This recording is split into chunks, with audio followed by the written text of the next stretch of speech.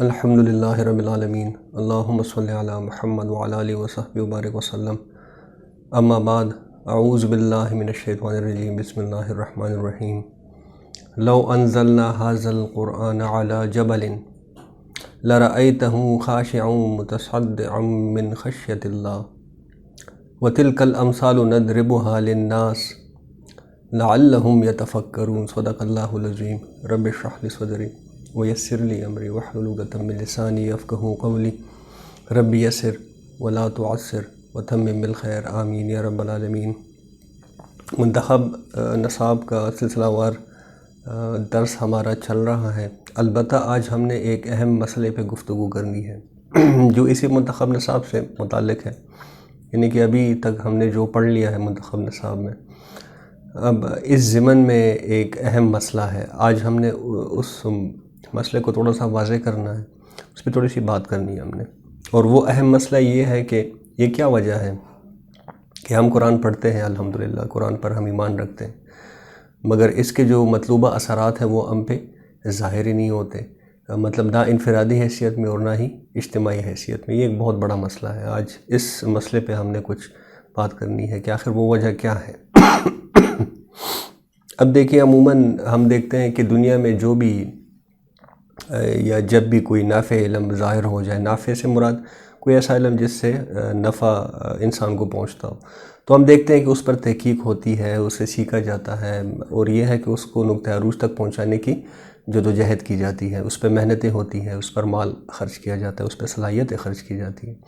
آپ سائنس کی مثال لے لیں، کیا شاندار ترقی کر لی ہے آج سائنس نے۔ سوشل سائنسز کی مثال لے لیں، آپ فائنانس اور اکانومکس کو دیکھ لیں، آپ میڈیکل اور انجینئرنگ کو دیکھ لیں، ہر روز ان علوم میں ترقی ہوتی جا رہی ہے، ان کے مختلف جہتوں کو عمل میں لانے کی جدوجہد ہو رہی ہے، یہاں تک کہ ہمارے مزاجوں کو، ہمارے رہن سہن کو، دنیا کے انفراسٹرکچر کو ان علوم کی روشنی میں تبدیل کرنے کا ایک پروسیس چل رہا ہے۔ لیکن اگر بات اس علم کی جائے جس پر دنیا اور آخرت کی حقیقی کامیابی کا انحصار ہے اس انسان کا، یعنی کہ یہ قرآن مجید، تو اس کو نہ تو صحیح طور سمجھنے کی کوشش کی گئی ہے، نہ ہی اس کے مختلف جہتوں کو عمل میں لانے کی کوئی کوشش کی گئی ہے، اور نہ ہی اس کو آج عمل میں لانے کا کوئی خیال ہمارے دل پہ گزرتا ہے۔ مطلب کس کو خیال ہے کہ قرآن مجید کے جو عملی تقاضے ہیں اس کو پورا کیا جائے، یا قرآن مجید کی جو آیات ہیں اس کو اپنے عمل میں لایا۔ یہی ہمارا بنیادی فرق ہے ہم میں اور صحابہ کرام میں۔ صحابہ قرآن کو دیکھتے تھے، جب بھی کوئی آیت نازل ہوتی تھی تو وہ سب سے پہلے اس کو پرکھتے تھے عمل کے اعتبار سے کہ اس کو ہم عمل میں کیسے لے کے آئیں گے، ہمیں کیا کرنا ہوگا۔ لیکن افسوس آج ہمارا وہ حال بالکل بھی نہیں ہے، ہم قرآن کو پڑھتے ہیں، عمل کی نیت سے بہرحال نہیں پڑھتے۔ اب دیکھیں، تاریخ کو اگر آپ اٹھا کر دیکھ لیں تو اس زمن میں جو بات آپ کے سامنے میں رکھ رہا ہوں کہ جب کوئی نافع علم دنیا میں ظاہر ہو جائے تو اس کے ساتھ کیا ہونا چاہیے، تو اس زمن میں خلفائے راشدین کا جو دور ہے، اور اس خصوصاً مطلب جو خلفائے راشدین کا دور ہے، اور اس کے بعد کی چند صدیاں، تو جس میں کہ قرآن کے علوم پر تحقیق بھی ہوئی، ان علوم کے عملی تقاضوں کو پورا کرنے کی جدوجہد بھی ہوئی، اور یہ ہے کہ انہی قرآن کی یہ جو علوم ہیں انہی کی بنیاد پر معاشرے کا تعین، مطلب جو ڈیسٹینیشن ہوتی ہے ایک معاشرے کی، اس کا اور جو اصول و ضوابط ہوتے ہیں اس کا تعین جب قرآن کے علوم کی روشنی میں کیا جاتا تھا، تو ہم نے دیکھا، تاریخ گواہ ہے اس پر، کہ انسان نے انفرادی اور اجتماعی دونوں حیثیتوں میں، دونوں اعتبارات سے انمول ترقی حاصل کی۔ یعنی کہ تاریخ میں اگر انسانی مساوات اور عدل پر مبنی معاشرے کے اگر کوئی نظیر ہمیں نظر آتی ہے تو یہ وہی دور ہے جس میں کہ قرآن کے علم پر تحقیق کی گئی اور اس کے عملی تقاضوں کو پورا کرنے کی جدوجہد کی گئی۔ اس کے علاوہ آپ تاریخ انسانی اٹھا کر دیکھ لیں، آپ کو کوئی بھی ایسی مثال یا ایسی نظیر نہیں مل سکتی۔ مطلب اگر آج ہم مغرب کو دیکھ لیں، امریکہ کو دیکھ لیں، اب یہ ہے کہ وہاں پہ یہ جو مادی ترقی ہے، میٹیریلسٹک ڈیولپمنٹ، یہ تو بہت زیادہ ہے، لیکن انسانی ترقی بالکل بھی نہیں ہے۔ انسانیت اپنے زبوحالی کا شکار ہے وہاں پہ، بالکل آخری حدوں کو چھو رہی ہے۔ اب افسوس ہے کہ آج جبکہ قرآن کی تعلیمات کو نہ صرف یہ ہے کہ عمل سے خارج کر دیا گیا ہے، عمل سے تو ہم سارے مسلمان اب خالی ہو چکے ہیں۔ دوسری طرف اس کی اہمیت جو ہے، مطلب قرآن مجید کے جو علوم ہیں، ان کی جو افادیت ہے، جو قرآن کا اصل علم ہے، اس کو ذہنوں سے نکال باہر کر دیا گیا ہے۔ اب یہ ہے کہ اس کا ایک نتیجہ تو پھر نکلنا ہی تھا، تو اس کے جو مضر اثرات ہیں، جو مضر نتائج ہیں، اب یہ ہے کہ وہ ہر سو ہمیں نظر آ رہے ہیں۔ آج انفرادی حیثیت میں انسان کا حال دیکھ لیں، وہ پریشان بھی ہے، وہ جاہل بھی ہے۔ اب جاہل وہی عربی والا جاہل، یعنی کہ مشتعل انسان کے لیے علم کے متضاد یہ لفظ استعمال کیا جاتا ہے۔ تو انسان انفرادی حیثیت میں ان کا حال دیکھ لیں، مطلب یہ کوئی کہنے کی باتیں نہیں ہے، یہ صاف نظر آتا ہے۔ اپنے گریبان میں انسان جھانک لیں کہ انفرادی حیثیت میں انسان پریشان بھی ہے، جاہل بھی ہے، اور اجتماعی حیثیت میں مجبور بھی ہے اور ظالم بھی ہے۔ اب ظالم کس اعتبار سے؟ یعنی کہ وہ ظلم کا یا ظالم نظام کا ساتھ دینے پر مجبور ہے۔ بالفاظ دیگر انسان انسانیت کی وصف سے فارغ ہو چکا ہے آج۔ اس لیے کہ انسانیت کا جو سبق ہے یہ تو ہمیں قرآن مجید دیتا ہے، یہ قرآن ہمیں سکھاتا ہے کہ انسانیت کیا ہے اصل میں، انفرادی حیثیت میں صابر کیسے بننا ہے، حلیم کیسے بننا ہے، اور اجتماعی حیثیت میں عادل اور منصف کیسے بننا ہے۔ یہ علم قرآن سکھاتا ہے، کیسے خود کو امن دینا ہے اور کیسے دوسرے کو امن مہیا کرنا ہے، امن دینا ہے۔ یہ راستہ ہمیں قرآن سمجھاتا ہے، دنیا کا اور کوئی علم نہیں سمجھا سکتا۔ لیکن انسان دنیا کو ترقی دیتے دیتے، آج ہم انسان کا حال دیکھ لیں، دنیا کو ترقی دیتے دیتے، مٹیریلسٹک ترقی دیتے دیتے انسانیت کا سبق بھول گیا۔ آج انسان تو ہے، انسان نما حیوان کہہ سکتے ہیں، لیکن انسانیت میرے خیال میں نہیں ہے، مشکل سے کہیں نظر آتی ہے۔ اب یہی وجہ ہے کہ آج انسان پریشان بھی ہے، مجبور بھی ہے، اور سب سے بڑھ کر یہ ہے کہ ظالم بھی ہے۔ ظالم کس طرح ہے، میں نے آپ کے سامنے وضاحت کر دی ہے کہ وہ ایک ظالم نظام کا ساتھ دینے پر مجبور ہے، وہ کچھ نہیں کر سکتا۔ اور یہ مطلب یہ جو حالات چل رہے ہیں، جو سچویشن ڈیولپ ہوتی جا رہی ہے، یہ انسان کو آج کس نہج پہ، دنیا کے انسان آج کس نہج پہ پہنچ چکے ہیں؟ مطلب دنیا کو ختم کرنے کے در پہ ہے انسان آج خود۔ مطلب آپ تھوڑا سا تجزیہ کر لیں، یہ کوئی افسانی باتیں نہیں ہیں، بالکل سامنے نظر آنے والی باتیں ہیں۔ یہ حسد اور نفرتیں اور خواہشات اور ناشکری یہ اپنے نقطہ عروج تک پہنچ چکی ہے، اور اس کا ایک ہی نتیجہ ہے ازروح قرآن، اور مطلب تاریخی تجربات کو دیکھتے ہوئے بھی اس کا ایک ہی نتیجہ نکلنا ہے، وہ کیا؟ انسانیت کی تباہی، دنیا میں بھی اور آخرت میں بھی۔ اب اس صورتحال میں نجات کی ایک ہی راہ ہے، اور وہ ہے قرآن مجید۔ قرآن کی تعلیمات کی طرف بہرحال انسان کو لوٹنا ہوگا، ہم سب کو لوٹنا ہوگا، اس کو سمجھنا ہوگا، اس کے عملی تقاضوں کو پورا کرنا ہوگا۔ اب اس ضمن میں بنیادی طور پہ جو کرنے کے 2-3 کام ہیں، جو ہم نے ابھی تک منتخب نصاب جو پڑھ لیا ہے اس سے جو اخذ ہوتے ہیں، اس سے جو مطلب جن کی وضاحت ہوتی ہے، 2-3 بنیادی کام ہیں جو ہمیں بحیثیت مسلمان کرنے ہیں۔ اب اس میں سب سے پہلے تو قرآن مجید کے ہم پر بحیثیت مسلمان کچھ فرائض عائد ہوتے ہیں، تو ان فرائض کو سمجھنا اور ان کو پورا کرنا، مطلب قرآن مجید کو سیکھنا، اس کو پڑھنا، اس پر تدبر کرنا، اس کو اپنی نظر سے پڑھنا۔ اصل میں بات یہ ہے کہ اس کو اپنی نظر سے پڑھنا، اپنے مزاج کے مطابق اس کو سمجھنا، اور وہ تبھی ممکن ہے جب اس کو سیکھا جائے، جب اس کے ساتھ اپنے اوقات کو صرف کیا جائے زیادہ سے زیادہ۔ دیکھیں قرآن یہ کوئی عام چیز نہیں ہے، یہ اللہ کا کلام ہے، زندہ اور جاوید ہے۔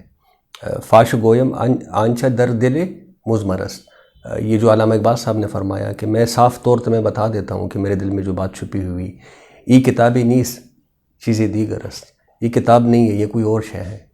چو بجا در رفت جا دیگر شود، یہ جب کسی جان میں، کسی روح میں سما جائے تو جان کچھ اور ہو جاتی ہے، اور جب جان کچھ اور ہو جائے تو جا چوں دیگر شد جہاں دیگر شود، تو پھر یہ ہے کہ دنیا بھی کچھ اور ہو جاتی ہے۔ یہ انقلاب ویسے ہی برپا نہیں ہو سکتا، جب تک اندر سے انقلاب برپا نہ ہو باہر سے کوئی انقلاب برپا نہیں ہو سکتا۔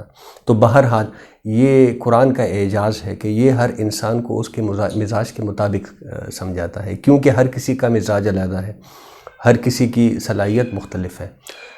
کل یعمل علی شاکلہ، وہ جو فرمایا گیا ہے قرآن مجید میں کہ کہہ دیجئے اے نبی صلی اللہ علیہ وسلم ہر کوئی اپنے شاکلہ کے اعتبار سے، اپنے مزاج کے اعتبار سے عمل کر رہا ہے، اور اسی اعتبار سے انسان کا محاسبہ ہونا ہے۔ بہرحال مثال اگر میں آپ کے سامنے رکھوں کہ آپ میں فار ایگزامپل خیر کے داعیات زیادہ ہیں، یعنی آپ کو مسجد میں زیادہ سکون ملتا ہے، نیکیوں میں آپ کو زیادہ دلچسپی ہے، تو شاید آپ سے قیامت کے دن سوال کچھ ایسا ہوگا کہ آپ نے پھر یہ ہے کہ مسجد میں کتنا ٹائم گزارا، آپ نے نیکیوں میں کتنا وقت گزارا، تم میں خیر کے داعیات میں نے زیادہ رکھے تھے، تو اس صلاحیت کو کتنا عمل میں لائے۔ دوسری طرف مجھ میں اگر شر کے میلانات زیادہ ہے، مجھے کھیل تماشوں میں اور پارٹیوں میں زیادہ سکون ملتا ہے، میری دلچسپیاں وہاں پہ زیادہ ہیں، تو شاید مجھ سے سوال یوں ہو کہ تم نے خود کو ان کھیل تماشوں سے کتنا روکا، کتنی قوت صرف کی ان خیالات کو، ان فضول خواہشات کو دفع کرنے میں۔ لا یکلف اللہ نفسا الا وسعہا، یہ جو آیت ہے سورہ بقرہ کی، بالکل آخری آیت ہے کہ کسی نفس پر اس کی وسعت سے زیادہ بوجھ نہیں ڈالا جاتا۔ تو ہر کسی کا محاسبہ اس کے مزاج کے مطابق ہونا ہے، اس کی صلاحیت کے مطابق ہونا ہے۔ بہرحال کہنے کا مقصد یہ ہے کہ اس اعتبار سے قرآن کو اپنی نظر سے سمجھنا یہ بہت ضروری ہے، یعنی قرآن کا جو فرسٹ ہینڈ نالج ہے وہ خود حاصل کرنا یہ بہت ضروری ہے۔ میں اگر آپ کو قرآن سمجھاؤں گا تو میں نے جس طرح اپنے مزاج کے مطابق اپنے تجربات کے مطابق قرآن کو سیکھا ہوگا، میں اسی طرح سے آپ کو قرآن سمجھاؤں گا۔ یہ ضروری نہیں ہے کہ میں قرآن آپ کو آپ کے مزاج کے مطابق سمجھا سکوں۔ یہ تو جیسے کہ آپ کے سامنے ذکر کر دیا، یہ تو اللہ کا کلام ہے، اگر آپ اس کے ساتھ ایک تعلق قائم کریں گے تو یہ آپ کے ساتھ ایک تعلق قائم کر لیتا ہے، اور یہ تعلق پھر ایسا ہوتا ہے کہ جو آپ کے مزاج میں ایک توازن قائم کر دیتا ہے۔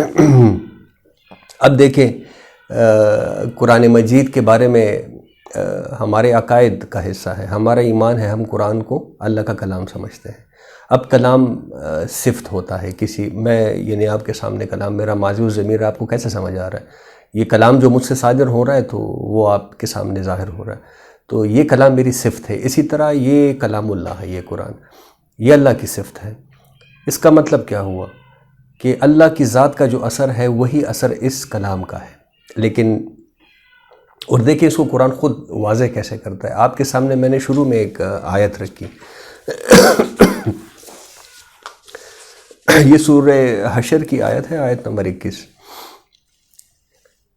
ارشاد باری تعالیٰ ہے لو انزلنا ھذا القرآن علی جبل، اگر ہم اس قرآن کو کسی پہاڑ پر اتار دیتے، لرأیتہ تو تم دیکھتے، خاشعا متصدعا کہ وہ دب جاتا، وہ پھٹ جاتا، ریزہ ریزہ ہو جاتا، من خشیت اللہ، اللہ کے خوف اور خوف سے، خشیت سے۔ وَتِلْكَ الْأَمْثَالُ نَضْرِبُهَا لِلنَّاسِ، اور یہ مثالیں ہیں جو ہم پیش کرتے ہیں، جو ہم بیان کرتے ہیں لوگوں کے لیے، لَعَلَّهُمْ يَتَفَكَّرُونَ، شاید کہ وہ غور کریں۔ اب دیکھیں یہ جو لطیف قسم کے مضامین ہوتے ہیں، لطیف قسم کے جو ٹاپکس ہوتے ہیں، یہ قرآن میں ان کے لیے تمثیلیں بیان کی جاتی ہے۔ مطلب میں ایسے حقائق کا یہاں پہ ذکر کر رہا ہوں جن کا ادراک عام انسانی عقل سے ماورا ہوتا ہے، یہ جو میٹا فزیکل حقائق ہیں۔ اب ان کو سمجھانے کے لیے، چونکہ ہمارے مشاہدے کی باتیں تو یہ نہیں ہوتی، اب ان کو سمجھانے کے لیے اللہ تعالیٰ قرآن میں تمثیلیں بیان کرتا ہے، تاکہ اگر مضمون اور بات پوری طرح سے واضح نہ ہو بھی سکے تب بھی یہ ہے کہ تمثیل پہ تھوڑا سا غور و فکر کر کے بات کچھ کسی درجے میں سمجھ آ جائے۔ اب قرآن کا ایک اور اصول بھی ہے کہ قرآن کا ایک حصہ قرآن کے دوسرے حصے کی تفصیل کرتا ہے، یہ بھی قرآن خود اس پہ گواہ ہے۔ اب اس اصول کے تحت یہ جو تمثیل میں نے آپ کے سامنے رکھی سورہ حشر سے، کہ اگر ہم اس قرآن کو کسی پہاڑ پہ نازل کر دیتے تو وہ پھٹ جاتا، اب اس تمثیل کے حوالے سے قرآن کا جو سب سے اہم حصہ ہے وہ ہے سورہ اعراف، جہاں پہ ایک واقعہ مذکور ہے۔ جب حضرت موسیٰ علیہ السلام کو طور پر گئے تھے تورات لینے کے لیے، وہاں انہوں نے اللہ سے ایک خواہش کا اظہار کیا، ایک درخواست اللہ کے سامنے رکھی، یعنی کہ کلام اللہ کے ساتھ مخاطبہ اور مکالمہ یہ تو ہوتا رہتا ہے اور ہو چکا ہے۔ تو اب موسیٰ علیہ السلام نے فرمایا ربی ارنی انظر الیک، پروردگار اب تو اپنا دیدار بھی عطا فرما دے، یعنی کہ مکالمہ اور مخاطبہ تو ہوتا رہتا ہے حجاب کے پیچھے سے، اب یہ ہے کہ تو اپنا دیدار بھی عطا فرما دے۔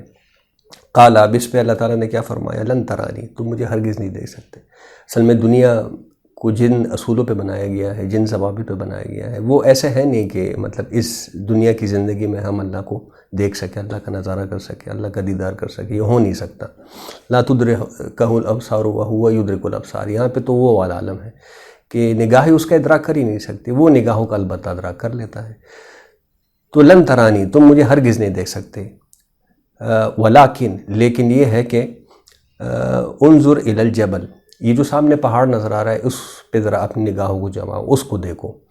فَإِنَ اسْتَقَرَّ مَكَانَهُ، اگر وہ اپنے مکان پر رہ پائے، یعنی کہ ہم ایک تجلی اس پہاڑ پہ ڈالے دیتے ہیں، اگر وہ اپنی جگہ پہ ٹھہر جائے، رک جائے، فَسَوْفَ تَرَانِي، تو تم بھی گمان کرنا کہ تم ہمیں دیکھ سکتے ہو۔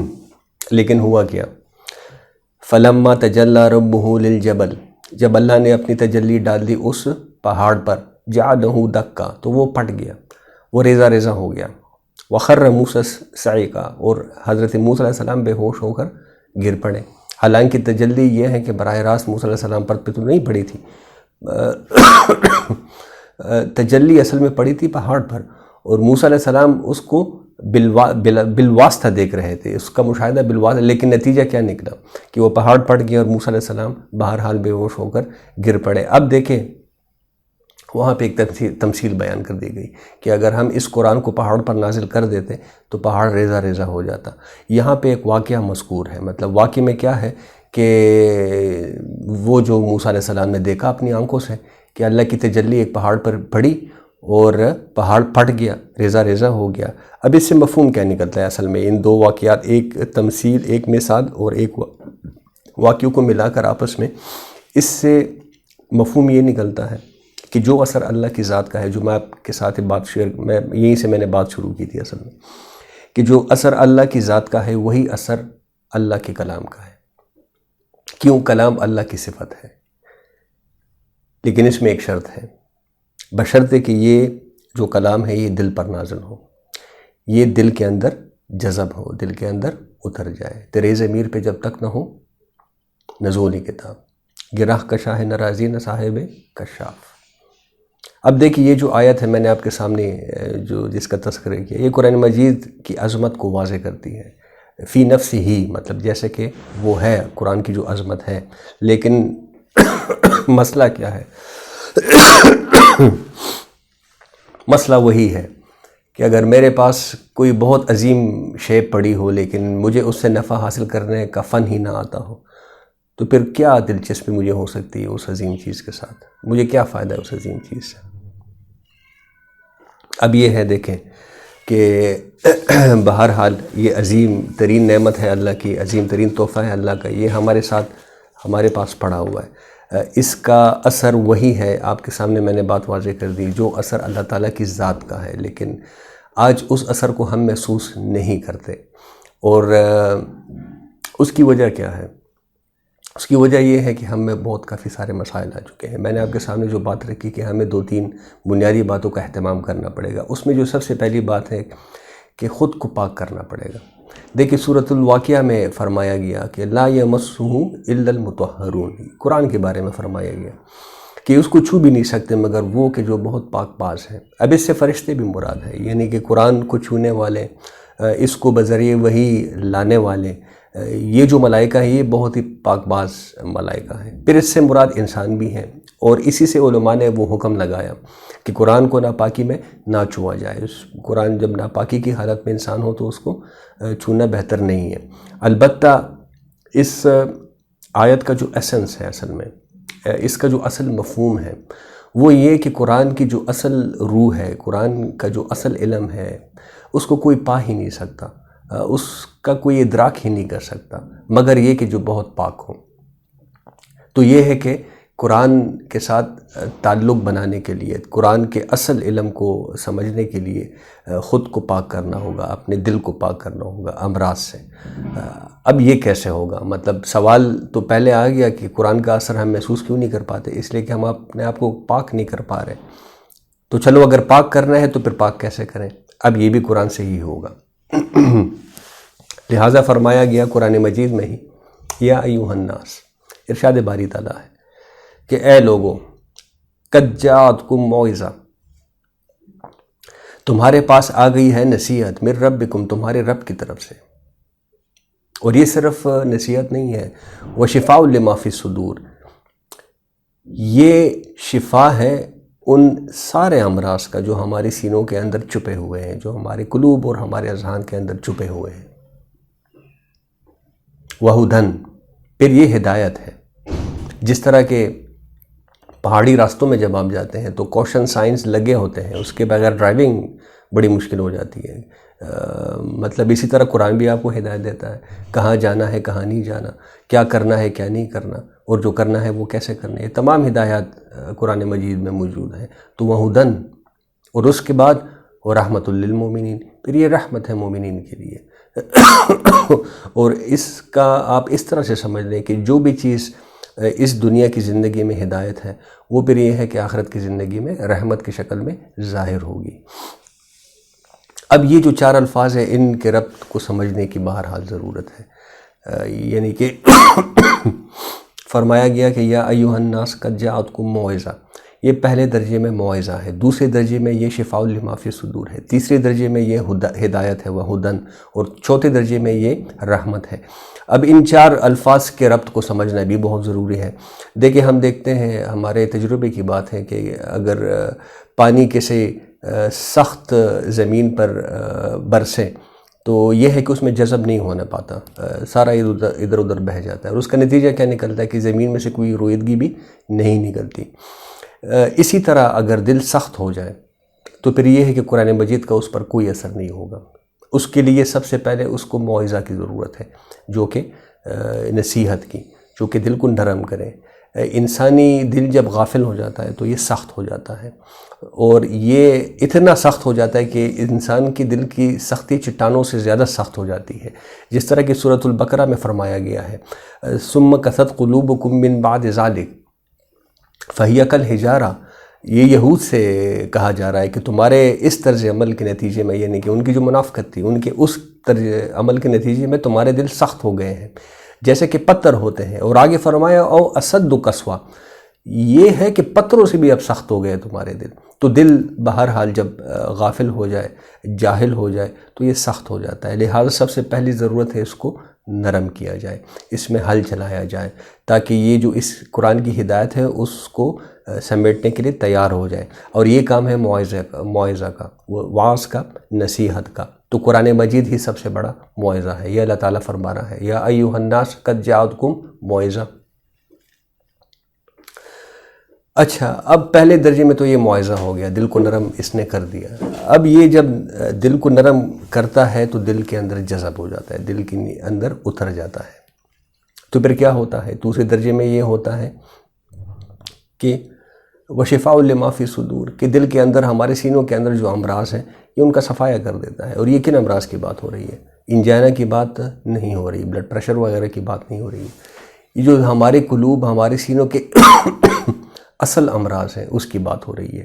یعنی کہ حسد ہے، لالچ ہے، غصہ ہے، نفرتیں ہیں، حب مال ہے، حب جاہ ہے، حب شہرت ہے، اس طرح کی جو بیماریاں، جو اصل بیماریاں ہیں دل کی، یہ اصل امراض ہیں ہمارے سینوں کے اندر جو چھپے ہوئے۔ یہ قرآن کیا کرتا ہے؟ یہ سب کو جڑ سے نکال کر صاف کر دیتا ہے۔ وشفاء لما فی الصدور۔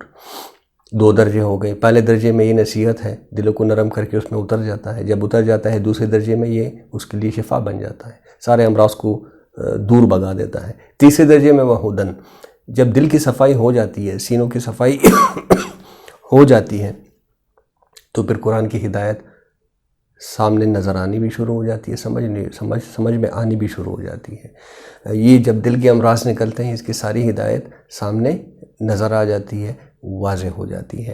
اور آپ کے سامنے میں نے ایک بات رکھ دی، جو اس دنیا کی زندگی میں ہدایت ہو، وہ آخرت میں کیا؟ وہ آخرت میں رحمت کی شکل میں ظاہر ہوگی۔ تو آخر میں فرمایا گیا وَهُدًى وَرَحْمَةٌ لِّلْمُؤْمِنِينَ، تو مومنین کے لیے یہ رحمت ہے، ہدایت ہے اس دنیا میں اور رحمت ہے آخرت میں۔ اب دیکھیں، یہ اتنی بڑی نعمت، یہ اتنی بڑی رحمت جو اللہ کی، یہ ہمارے پاس ہے، لیکن ہم اس سے کوئی فائدہ اٹھا نہیں سکتے، ہم اس کے اثر کو نہیں سکتے، اس کے اثر کا یہ احساس نہیں کر سکتے، تو اس سے فائدہ اٹھانا یہ بہت دور کی بات ہے۔ وجہ کیا ہے؟ وہی جو میں نے آپ کے سامنے شروع میں رکھ دی، یہ حلق سے نیچے اترتا ہی نہیں، یہ دل میں جذب ہونے ہی نہیں پاتا۔ دل میں داخل ہوگا تو تبھی یہ نعمت اور رحمت ہے، وگرنہ تو یہ مصیبت ہے۔ اسی کے حوالے سے تو سوال ہوگا کہ یہ جو ہدایت نامہ میں نے تم کو دے دیا تو اس سے تم نے کیا اخذ کیا؟ تو جب کچھ اخذ ہی نہیں کیا گیا تو یہ تو ہمارے لیے وہاں پہ مسئلہ بن جائے گا، درد سر بن جائے گا۔ تو فرمایا آگے، قل بفضل اللہ و برحمتہ، کہہ دیجئے اے نبی صلی اللہ علیہ وسلم یہ نتیجہ ہے اللہ کی رحمت کا اور اس کے فضل کا، یعنی کہ وہ نازل نہ کرنا چاہتا اگر قرآن تو نہ کرتا، ہم کیا کر سکتے تھے، لیکن نہیں، اس نے ہم پہ یہ اپنا رحم، اپنی یہ نعمت ہم پہ نازل فرمائی۔ کس لیے؟ اس لیے کہ دنیا کی زندگی بھی سنوار دے ہمارے اور آخرت کی زندگی بھی نکار دے ہمارے لیے۔ تو فَبِذَلِكَ فَلْيَفْرَحُوا، تو چاہیے کہ لوگ خوشیاں منائیں اس پر، بجائے کہ دنیا کے میلے میں گم رہیں۔ ضَلَّ سَعْيُهُمْ فِي الْحَيَاةِ الدُّنْيَا، ہمارا تو وہ حال ہے۔ فَبِذَلِكَ فَلْيَفْرَحُوا، تو چاہیے کہ لوگ اس کی خوشیاں منائیں۔ هُوَ خَيْرٌ مِّمَّا يَجْمَعُونَ، کیونکہ یہ ان سب سے بہتر ہے جو تم جمع کرنے میں اپنی زندگیاں کپا دیتے ہو۔ اور قرآن سیکھنے اور سمجھنے کے لیے ایک مطلب وقت میں نہیں ملتا، سارے 24 گھنٹوں میں سے کوئی وقت نکالنا قرآن کو سمجھ، یہ محال ہو جاتا ہے تمہارے لیے۔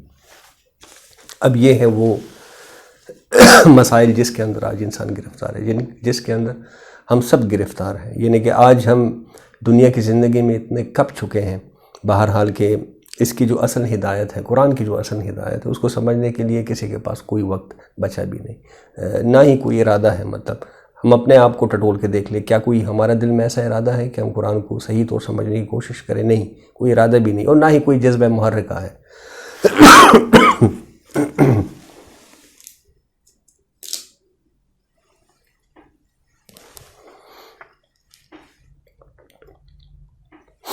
اب اس میں یہ ہے کہ بہرحال دنیا کا جو حال بن چکا ہے، انسان اور انسانیت کا جو حال بن چکا ہے، تو اب زیادہ وقت رہا نہیں ہمارے پاس۔ اٹس اباؤٹ ٹائم کہ ہم اس ہدایت ربانی کو سمجھنے کے لیے اپنے اوقات کو فارغ کریں، اس کو سیریس لیں، اس کے صحیح طور سمجھنے کے لیے جس طرح کہ شروع میں نے ایک بات آپ کے سامنے رکھ دی کہ ظاہری طور اور باطنی طور پر ہم اپنی طہارت اختیار کریں۔ وہ جو ایک کہاوت ہے کہ محفل میں اپنی زبان اور اپنے عمل کو قابو میں رکھو، اور تنہائی میں یہ ہے کہ اپنی سوچ اور اپنی فکر کو قابو میں رکھو۔ تو ہم اپنے ماحول کو پاک بنائیں، ہم اپنی تنہائیوں کو پاک بنائیں، ہم اپنی خوراکوں کو پاک بنائیں۔ دیکھیں، شیطان کو ہم پر کوئی زور نہیں ہے، اس کی گواہی بھی قرآن نے خود دی ہے۔ اس کو اگر کوئی بھی اختیار ہے، یعنی یہ جو ابلیس ہے، یہ جو شیطان لعین ہے، اگر اس کو کوئی اختیار دیا ہے تو وہ کیا ہے کہ وہ وسوسہ انگیزی کرتا ہے، اس سے زیادہ اس کا کوئی اختیار نہیں ہے۔ اب وسوسہ انگیزی سے کیا مراد ہے کہ یہ جو جذبہ محرکہ ہے انسان کے اندر، مطلب جذبہ محرکہ اٹھتا ہے، وہ بڑھتا ہے، تو اس کی وجہ سے کوئی عمل صادر ہوتا ہے انسان سے۔ تو وسوسہ انگیزی کا مطلب یہ ہے کہ شیطان کوشش کرتا ہے کہ انسان کا جو جذبہ محرکہ ہے اس کو بڑھائے۔ اب آپ غور کریں، مطلب یہ اس نقطے کو واضح ہونا چاہیے، بہت امپورٹنٹ نقطہ ہے۔ آپ اگر غور کریں تو انسان کے دو پہلو ہیں یا دو ڈائمنشنز ہیں، ایک علم ہے اور ایک عمل ہے۔ اب اگر انسان کا علم صحیح ہوگا، بھرپور ہوگا، پورا ہوگا، مکمل ہوگا، تو اس کا عمل بھی صحیح ہوگا، مکمل ہوگا۔ اور اگر انسان کا عقل، یہ جو علم ہے، انسان کا جو علم ہے، اگر یہ ناقص ہوگا تو پھر یہ ہے کہ اس کا نتیجہ کیا نکلے گا کہ انسان کا جو عمل ہے وہ بھی ناقص ہی ہوگا، غلط ہوگا۔ اب ہوتا کیا ہے کہ شیطان انسان کا یہ جو انسان کو بہرحال ایک فطری علم سے نوازا گیا ہے، وہ فطری علم کیا ہے؟ فَأَلْهَمَهَا فُجُورَهَا وَتَقْوَاهَا، نیکی اور بدی کا یہ جو علم ہے یہ ہماری فطرت کے اندر پیوست کر دیا گیا ہے، یہ ہمارے اندر موجود ہے۔ اب شیطان کیا کرتا ہے کہ انسان کے اس فطری علم کو اپنے وسوسہ انگیزی سے ناقص بنانے کی کوشش کرتا ہے۔ دوسری طرف اللہ نے اس کا انتظام کیا ہے، اس کا علاج کیا ہے کہ انسان کا یہ جو فطری عمل ہے فَأَلْهَمَهَا فُجُورَهَا وَتَقْوَاهَا، اس علم کو دنیا میں صحیح رکھنے کے لیے قرآن کی شکل میں ایک ہدایت نامہ بھیج دیا ہمارے پاس۔ اگر انسان اس ہدایت نامے پر عمل کر لے تو اس کا فطری علم جو ہے فَأَلْهَمَهَا فُجُورَهَا وَتَقْوَاهَا، یہ جو فطری علم یہ کامل ہو جاتا ہے، اور پھر یہ ہے کہ شیطان کی وسوسہ انگیزی سے انسان محفوظ ہو جاتا ہے۔ مثال اگر میں آپ کے سامنے رکھوں تو انسان کے اندر اللہ نے خواہشات رکھی ہیں، مطلب یہ جو خواہشات اندر سے ابھرتی ہیں یہ ہوا سے تو نہیں آئی، اللہ نے ہمارے اندر رکھی ہیں بہرحال۔ اب ایک طرف شیطان ان خواہشات کو بڑھاتا رہتا ہے، دوسری طرف قرآن ان خواہشات کو متوازن رکھنے کا طریقہ بتاتا ہے۔ اب اگر خواہشات کو متوازن رکھنے کا علم ہمارے پاس نہ ہو، انسان کے پاس، یا ناقص علم ہو، تو اس کا نتیجہ کیا نکلے گا؟ انسان طغا کا شکار ہو جائے گا۔ چنانچہ قرآن مجید میں اسی لیے اللہ نے متنبہ کر دیا انسان کو، الم اعہد الیکم یا بنی آدم اللہ تعبدوا الشیطان، اے آدم کی اولاد، کیا تم نے مجھ سے عہد نہیں کیا تھا، کہ میں نے تم سے عہد نہیں لیا تھا کہ تم نے عبادت نہیں کرنی یا پیروی نہیں کرنی اس شیطان لعین کی، انہ لکم عدو مبین، یہ تمہارا کھلا دشمن ہے، واضح دشمن ہے، وان اعبدونی، اور یہ کہ میری عبادت اصل میں تم نے کرنی ہے دنیا میں، دنیا کی زندگی میں، ھذا صراط مستقیم، اور یہی وہ سیدھا راستہ ہے جو تمہیں جنت میں لے کر جائے گا۔ بہرحال اب حاصل کلام کیا ہے؟ مطلب آج کی یہ جو گفتگو میں نے آپ کے سامنے رکھی، اس کا حاصل کلام کیا ہے؟ کہ اس زندگی میں جو کہ در حقیقت ایک امتحانی وقفہ ہے، سب سے پہلے تو سمجھنے کی یہ ضرورت ہے کہ جو دنیا کی ہماری زندگی ہے کیا ہے، وہ بل خلق الموت والحیات لیبلوکم ایکم احسن عملا، یہ ایک امتحانی وقفہ ہے، ہمیں جانچا جا رہا ہے کہ عمل کے اعتبار سے ہم میں سب سے بہترین کون ہے۔ اب یہ جو زندگی ہے دنیا کے، اس میں کامیابی کا حصول اور آخرت میں نجات اور سالویشن کا حصول، یہ ہدایت ربانی کے بغیر ناممکن ہے۔ اور وہ ہدایت ربانی کیا ہے؟ قرآن کی شکل میں ہمارے پاس محفوظ ہے، ہمارے ہاتھوں میں ہے، لیکن اس کو حاصل کرنے کے لیے آپ کے سامنے 2-3 بنیادی باتیں میں نے رکھ دی۔ سب سے پہلے اس کو سمجھنا ہے، اس کے لیے اپنے اوقات کو فارغ کرنا ہے، اپنی صلاحیت کو کھپانا ہے۔ دوسرے نمبر پہ اس کو صحیح طور سمجھنے کے لیے، اس کا جو ایسنس ہے، اس کا جو اصل مفہوم ہے، اس کا ادراک حاصل کرنے کے لیے ظاہر اور باطنی پاکی اختیار کرنا پڑے گی۔ اور سب سے بڑھ کر تیسرے نمبر پر قرآن مجید کے جو عملی تقاضے ہیں اس کو پورا کرنا، اس کی جدوجہد کرنا۔ کیا مطلب ہے اس کا؟ کہ قرآن کی جو بھی بات سمجھ آ جائے فوراً اس کو اپنے عمل میں لایا جائے، وگرنہ اس کا نتیجہ بہت خطرناک نکلتا ہے۔ دیکھیں اللہ کی ایک سنت ہے کہ اگر کسی کو حق سمجھ آ گیا لیکن اس کو سمجھنے کے باوجود نظر انداز کر دیا کسی مفاد کے تحت، کسی ہٹ درمی کے تحت، تو پھر اللہ اس شخص سے حق پہچاننے کی صلاحیت ہی ختم کر دیتا ہے، سلف کر دیتا ہے۔ وَجَعَلْنَا مِن بَيْنِ أَيْدِيهِمْ وَمِنْ خَلْفِهِمْ وَجَعَلْنَا مِن بَيْنِ أَيْدِيهِمْ وَمِنْ خَلْفِهِمْ أَيْدِيهِمْ وَأَغْشَيْنَاهُمْ فَهُمْ لَا يُبْصِرُونَ، اس کو پھر کچھ سمجھ ہی نہیں آتا، کچھ نظر ہی نہیں آتا، باولا بن جاتا ہے، جاہل بن جاتا ہے۔ تو آج اسی پہ اکتفا کرتے ہیں۔